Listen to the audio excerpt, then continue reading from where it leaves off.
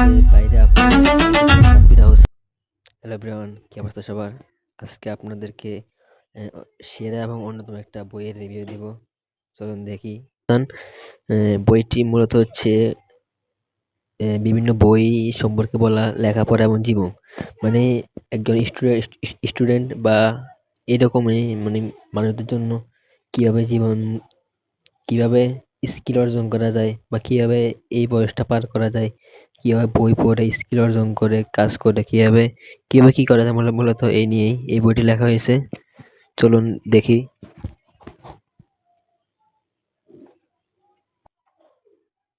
বইয়ের ভিতর অংশ। বইটা নিয়েছে বইটা নিয়েছিলাম মূলত রকমারি থেকে। এটা বাজারে পাওয়া যায় কিনা আমার তেমন জানা নেই। তো এই তো বইয়ের প্রথম দিকেই কিছু লেখা আছে। এরপর হচ্ছে যে সূচিপত্র। এখানে বিভিন্ন টপিক দিতে পারছেন, ভালো ছাত্র, জিনিয়াস ইত্যাদি। এগুলো টপিকের মতো, এই টপিকের আন্ডারে বইটা নিয়ে লেখা হয়েছে আর কি। অনেক অনেক সুন্দর সুন্দর অনেক সুন্দর করে লেখা হয়েছে বইটা। যেমন ইস যদি 20 বছর পাইতাম, 20 বছর হইতাম, তাহলে কি কি করতে পারতাম, এ নিয়ে লেখা হয়েছে। যেমন দেখি, এটা 14 পৃষ্ঠা। এটা এই দেখুন, এই যে এখানে বলা হয়েছে, ইস যদি 20 বছর হইতাম তাহলে কি মাসে অন্তত 4টা নন ফিকশন বই পড়তাম, বছরে পাই হয়তো 100টা, সপ্তাহে 3টা ফিনান্স বা ইকোনমিক্স রিলেটেড আর্টিকেল পড়তাম, অথবা ফোর্বস, এন্টারপ্রেনার শিক্ষা প্রিন্ট করে 2 বছরে 300টা হইতো। প্রতিটা পড়তে মাত্র 3 মিনিট করে লাগতো। এরপর প্রতি শুক্রবার টেডের একটা ভিডিও দেখতাম, বছরে 50টা হইতো। এরপর নিজে আবার ওই টেডের ভিডিও তার 1 মিনিট সামারি করতাম, তাহলে পাবলিক পাবলিক স্পিকিং প্র্যাকটিস হয়ে যেত। এরপর দ্বিতীয় বছরে বলছে 6 মাস একটা বই কিনা ফ্রেঞ্চ ভাষা শিখতাম।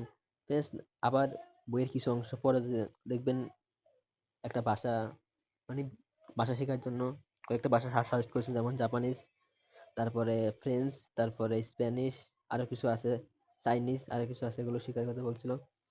এরপর এমএস এক্সেল, তারপরে একটা ড্রাইভিং স্কুলে ভর্তি হইয়া গাড়ি চালানো শিখতাম। এরপর প্রতিদিন 3টা করে নতুন শব্দ শিখতাম। এরপর আরো আরো আছে। এরপর কি বলছে, আবার যদি 18 হইতে পারতাম, এখানে কিছু লেখা আছে কি কি করা উচিত। এই যে দেখুন, এখানে আছে ভলেন্টিয়ারিং করতাম। আর আছে আবার দেখুন, যেমন যেমন আমার ভবিষ্যতে সিভি কেমন হবে, এরকম একটা